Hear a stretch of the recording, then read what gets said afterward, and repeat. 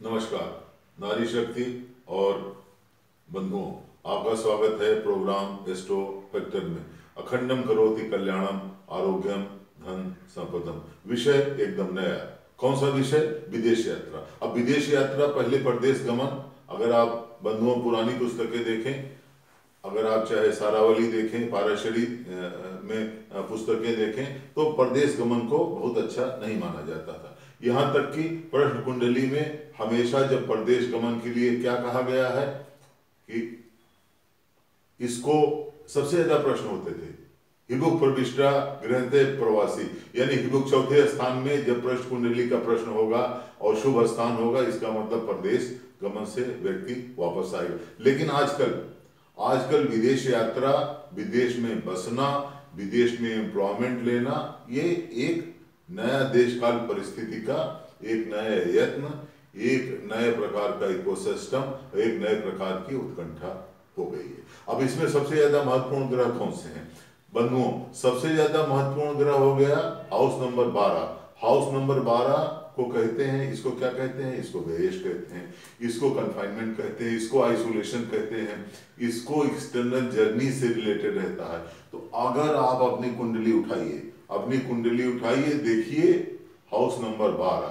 House number 12 यानी कि जो क्लॉकवाइज हुआ हाउस नंबर 12 में, आप देखिए कौन से ग्रह। अगर हाउस नंबर 12 में ग्रह हैं और फिर उनका देखिए कि उनका बाकी प्लेनेट से, बाकी स्थानों से उसका कॉम्बिनेशन कैसा बनता है। अब जैसे बंधुओं, जो तीसरा स्थान है वो शॉर्ट जर्नीज के लिए होता है, लेकिन जो 7वां स्थान है, 9वां स्थान है, ये भी आपकी विदेश यात्रा के लिए महत्वपूर्ण होते हैं। जो आपका वीजा है, जो आपका पासपोर्ट है, ये सब जो कार्रवाई होती है मुंडेन एस्ट्रोलॉजी में, मुंडेन मेदिनी ज्योतिषी में, इसको हाउस नंबर 9 से दिखाते हैं। एक चीज और महत्वपूर्ण है, हाउस नंबर 8।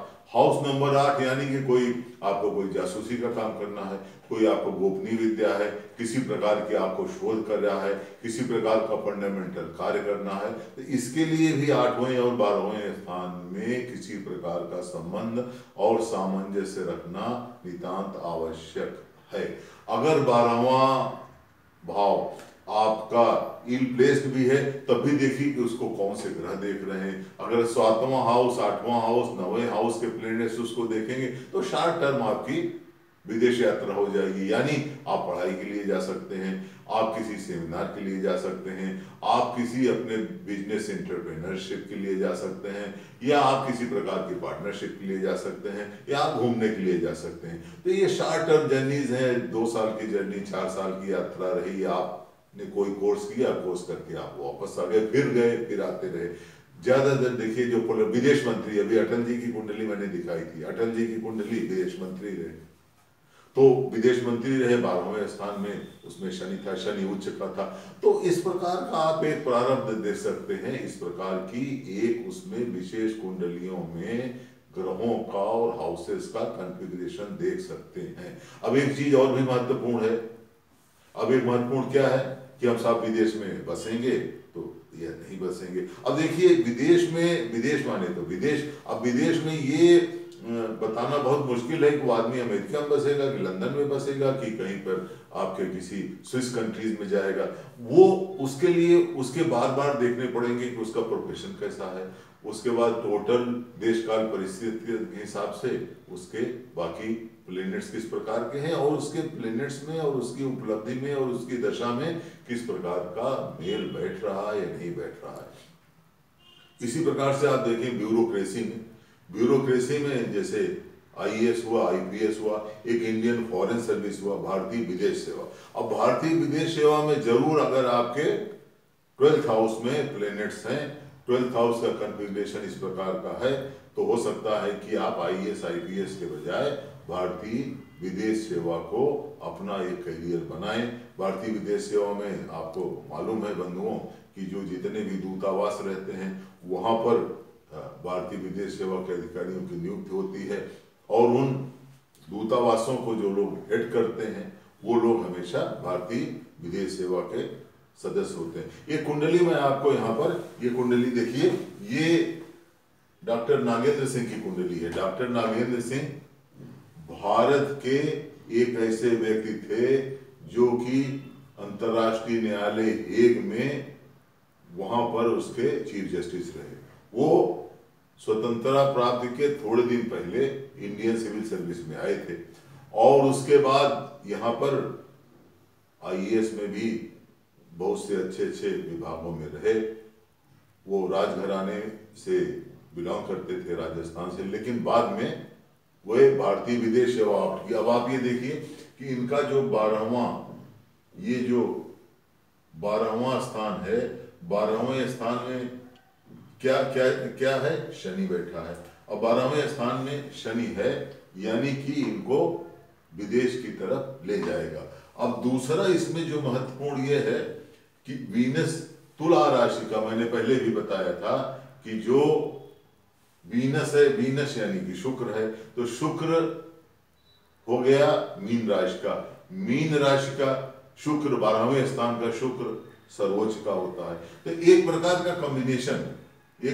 का कॉम्बिनेशन इनका ये हुआ प्रोफेशन का स्थान और ये हुआ इनकी नौकरी का स्थान। तो नौकरी का स्थान माने विदेश हो गया।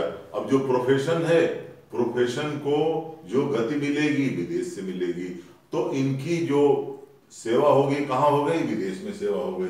और एक चीज और आप देखिए, अब इनकी सेवा, ये वकील नहीं थे, ये लॉयर नहीं थे, लेकिन इनका देखिए चार स्थान, ये मून का हो गया, द्वितीयेश मून का हो गया, मून का देखिए 6वां स्थान और इसका ये नौमेश। तो आप ये देखिए कि द्वितीयेश और एक षष्ठेश और नौमेश, इनसे भी आपस में संबंध बन रहा है। तो इनको एक प्रकार से आप समझिए लॉयर न होते हुए भी, ये वकील एडवोकेट नहीं थे, इसके बावजूद भी इनको एक जुडिशरी वाले स्थान में काम करना पड़ा और इनको वहां पर एक विशेष उपलब्धि, एक सराहनीय उपलब्धि और उनको एक श्रेष्ठ उपलब्धि प्राप्त हुई। अब ये कैसे कयास लगाया जाए कि आप विदेश में ही बस जाएंगे, नहीं बसेंगे। जब भी बंधुओं, चौथा स्थान आपका माता का स्थान होता है। चौथा स्थान आपको सुखेश कहते हैं, लैंड का स्थान होता है, एग्रीकल्चर प्रॉपर्टी का स्थान होता है, व्हीकल का स्थान होता है। जब भी चौथा स्थान कमजोर होगा, चौथा स्थान स्ट्रांग अगर हुआ बंधुओं, तो आप विदेश में आपका बसना बहुत ही मुश्किल है। चौथा स्थान को विदेश में बसने के लिए वीक होना चाहिए। ये तो चौथा स्थान हो गया। और इसी प्रकार से 7वें स्थान का, 9वें स्थान का, 12वें स्थान का, इनका भी आपस में कॉम्बिनेशन एक बनना चाहिए। और कहते हैं कि चौथे स्थान का स्वामी, lord of the 4th house, ये जितनी दूर गया होगा कुंडली में, उतनी दूर आपको अपनी जन्मभूमि से वहां रहने की प्रत्याशा आपकी कुंडली से उपलब्ध होगी। तो मैं ये दोनों में देश काल परिस्थिति के हिसाब से क्या परिवर्तन हो गया कि जो पहले मान लीजिए कि जो ग्रंथ थे उसमें प्रदेश गमन को खराब माना जाता था, लेकिन आजकल प्रदेश गमन को अच्छा माना जाता है। तो आप अपना 12वां स्थान देखिए, 12वें स्थान में प्लेस्ड ग्रह देखिए, 12वें स्थान को कौन कौन से ग्रह देखते हैं, 12वें स्थान का आपका 8वें स्थान से, 9वें स्थान से और 7वें स्थान से क्या संबंध बन रहा है, ये आपकी विदेश यात्रा के लिए और वहां पर क्या परिणाम निकलेगा। हो सकता है विदेश में आपको बहुत ज्यादा धन मिले, हो सकता है आप किसी कष्ट में पड़ जाएं, हो सकता है जो आप धन लेके जाएं वो भी डूब जाए। तो इसका लिए फलित ज्योतिष में इसकी गणना के लिए इन सब स्थानों की विशेष रूप से व्याख्या नितांत आवश्यक है। धन्यवाद। अखंडम करोति कल्याणम, आरोग्यम धन संपदम।